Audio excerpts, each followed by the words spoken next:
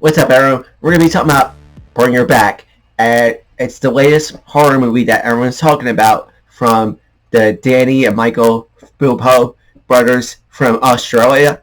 Uh, I'm gonna be honest, wasn't crazy about uh, Talk to Me because when it first came out, a lot of people were talking about how, hey, check this movie out that's on TikTok, and it's like, oh, look at this scene with the hand, and I'm like, all right, it's weird, but like, I like weird. Like, if it's weird, I'm gonna go see it. But it was getting overblown, and this time around, people just let it play out, and I was able to enjoy it without the interference from everyone going gaga about it on TikTok. It was just a straight up horror movie, and I enjoyed it immensely. It was really weird, and I love the performance by Sally Hawkins, who plays the foster mom. Let's get into the plot of Bring Her Back. So, Bring Her Back, we meet a sister and a brother, Andy and his blind sister and her dad. They find him dead, naked in the shower, and it's a really intense scene. And she tries to resuscitate him, and he's dead. And they had to get into a new family, and they picked Sally Hawkins' character, Laura, who's this weirdo. You just know right away.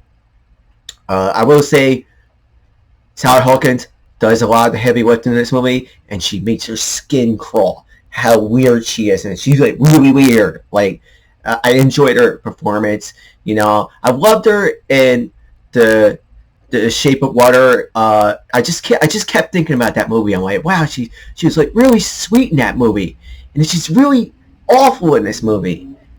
And Australia movies have their own Oz vibe to them, and making this an A24 Aussie movie, Oz, just gives it its own flavor. It's kind of like how California has their own surf scene and Australia has their own surf scene, but it's both surfing, but it's different. It feels different, you know. Like California feels like Baywatch, and Australia feels like Endless Summer. It's a different vibe.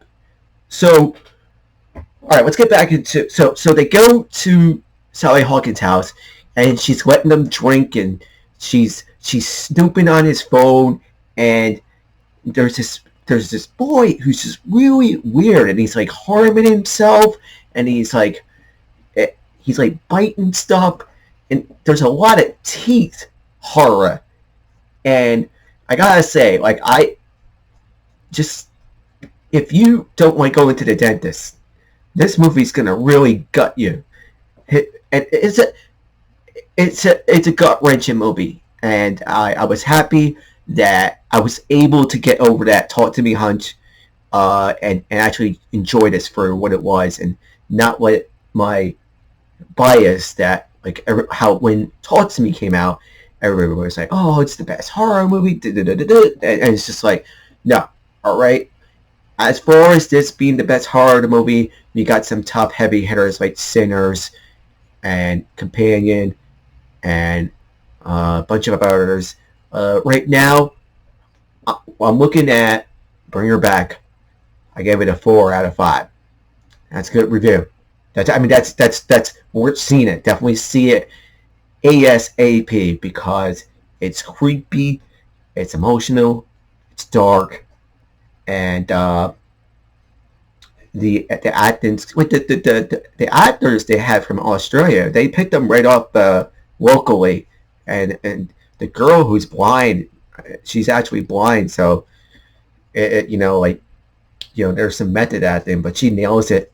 She nails it, and you know, it's not as physically violent, but what's there is really inducing, really harsh inducing.